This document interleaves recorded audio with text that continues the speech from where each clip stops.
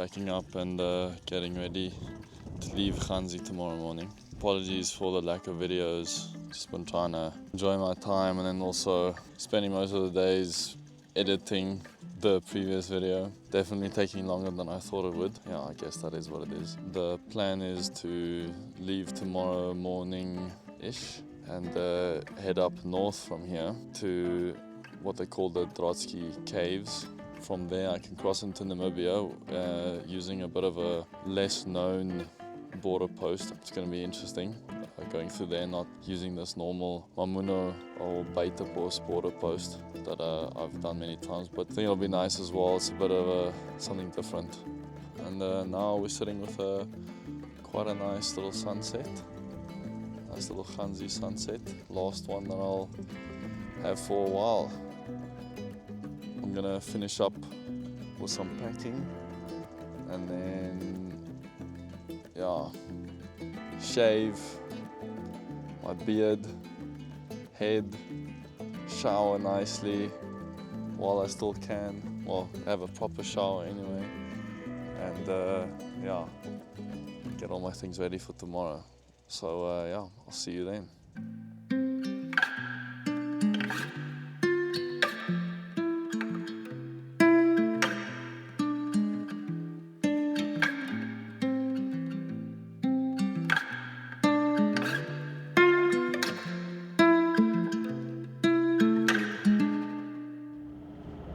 On the road again. Just left the depot where I was staying with old Mr. G, Mr. Gerrit. And it's a bit sad to leave everyone and greet again. But I guess that's life. On my way to Ghanzi town now, gonna fill up some diesel, maybe cry a little bit. Plan for today, I think I did mention it last night while I was busy packing, is to go to the Trotsky Caves and then from there to a bit of a secluded border post. I'm pretty excited to see what it's going to be like. The majority of this route that I'm going to be driving, or that I'm planning anyway, they're roads that I've never been on. It's going to be a cool experience, a bit of an adventure compared to driving up to now, because I've driven those roads before, so there's nothing necessarily special in that sense. I hope I won't have any big issues, but I think it'll be fine. I'm not sure what to expect in terms of road conditions and things like that, although I have all the necessary toys and equipment that I need to at least sort myself out, if need be. So should be fine. Can pop into Ghanzi now, show you guys around G City a little bit. So I'm going to take you guys down a bit of a scenic route. Never complain that I don't spoil you. Here we are. Welcome to Ghanzi prison. Find ourselves a nice spot. Twana fuel.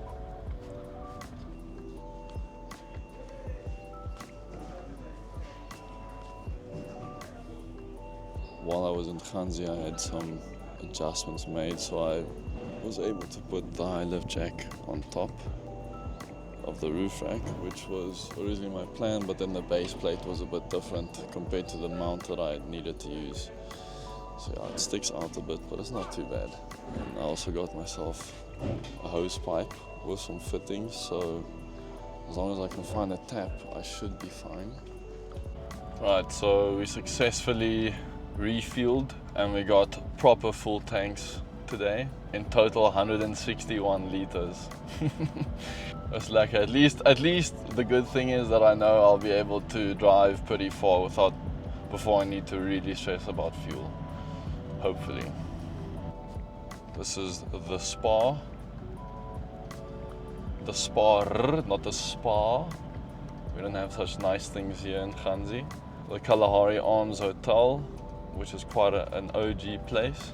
And this little centrum in the back is where we started working in Ghanzi. We got like a small little, technically like a little shop that we used as an office.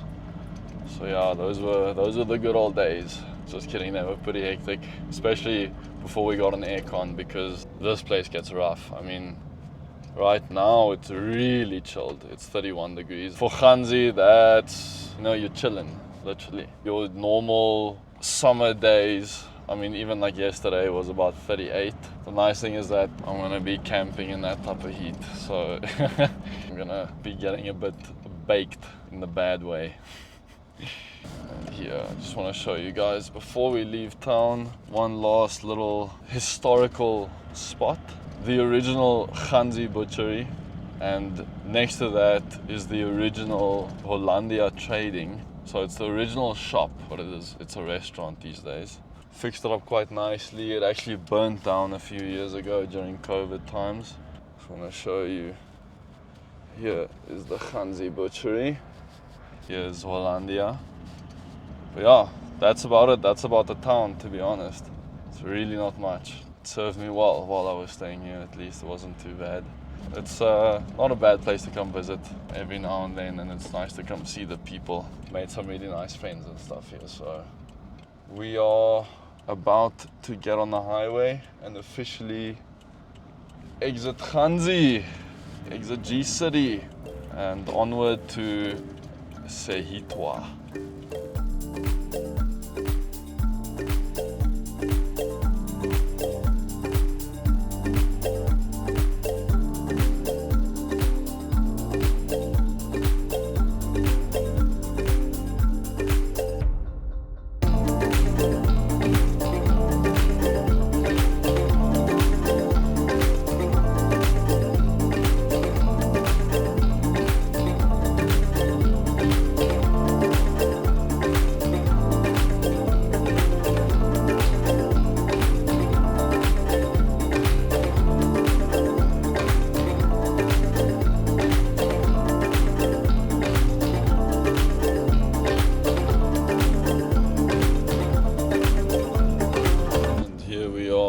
Sehithwa.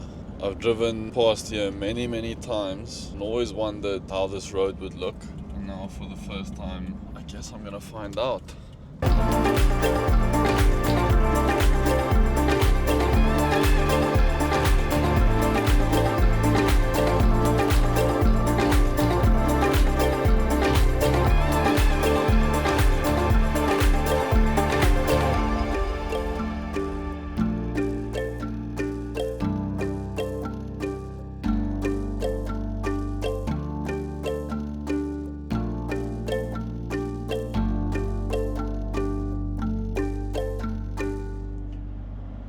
So we just passed Tsau, which is the last village according to the map before I can get the turnoff to the dirt road that will then take me to the caves. Looking at this, yeah, it's still quite far, hey? It looks like the caves will be around 3 to 4 hours drive, and currently it's 3 o'clock in the afternoon. So I don't think I'm gonna make it today, because I want to be able to just take a chilled, find a decent camp spot and set up before it gets dark. I don't really want a rerun of the other night. Learning from my lessons, you see. Alright. This seems to be it. 120 kilometers. Yeah, okay, yeah. That is pretty far. Definitely further than I thought it would be.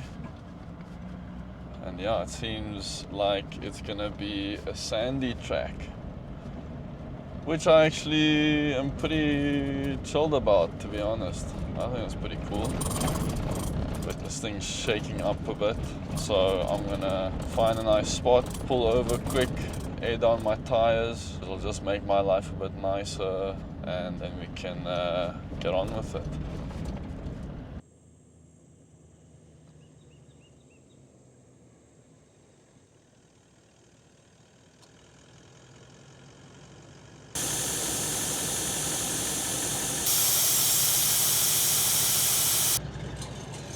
How's it? This absolute idiot. We're driving a 2x4 bakkie and he's in a 4x4 Land Cruiser airing down his tires. What a loser. That's very hot. Hold on, I'm gonna need some shoes. You know, when I say that you need some shoes, then you know it's a problem.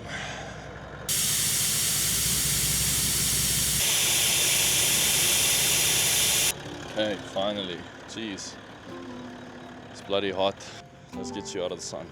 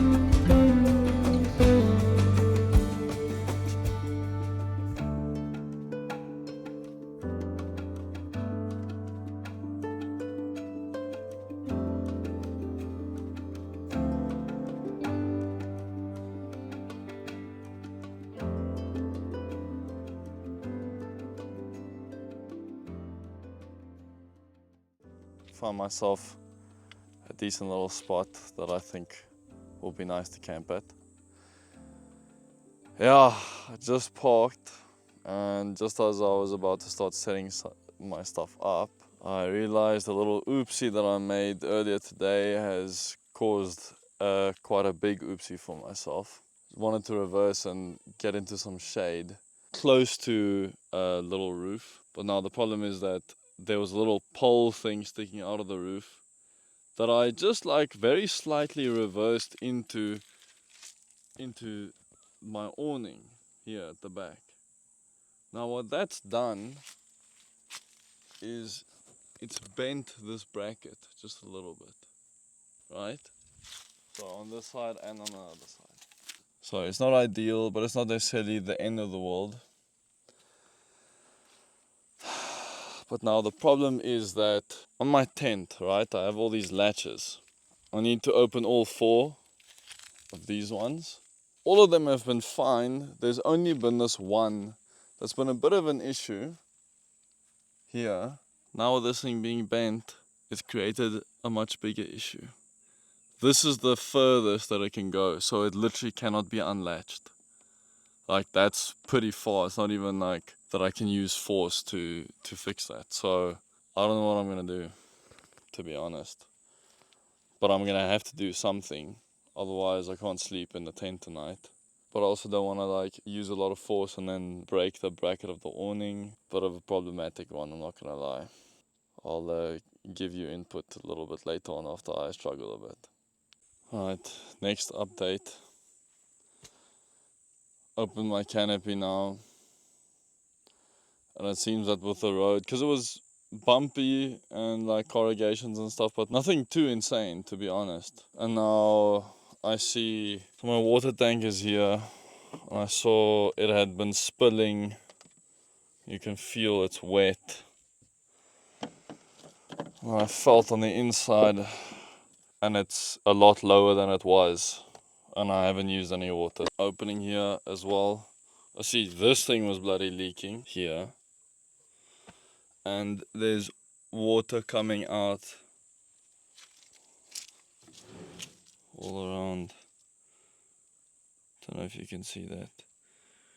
So yeah, seems like I have a leak, which is awesome.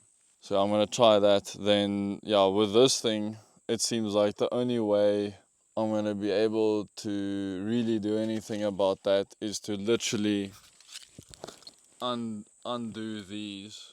Yeah, hold it here in place, undo that latch, bring it back, and then do up those again. It's gonna be, yeah, looking like a wonderful night ahead.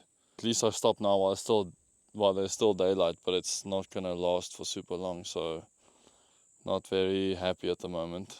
But can't really just sit around, so I have to try do something. Yeah, I'll give you guys the next update. Hopefully a more positive one, and not me finding more problems. Update.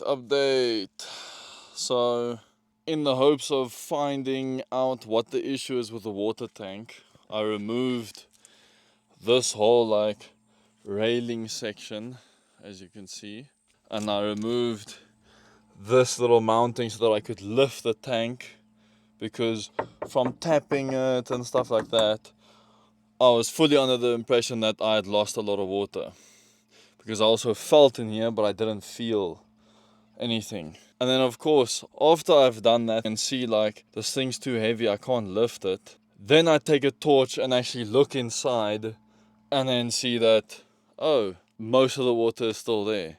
So, because I was scared that there's a leak at the bottom and that's why so much water came out, but it seems like it's literally just from this thing, this bloody thing, all the water came out, and it like soaked this stuff. These things are all made of like a carpet material. You can see here I'm hanging up bloody all of these things because they're so wet, especially this thing. Yeah, look at that. And this for some reason has soap.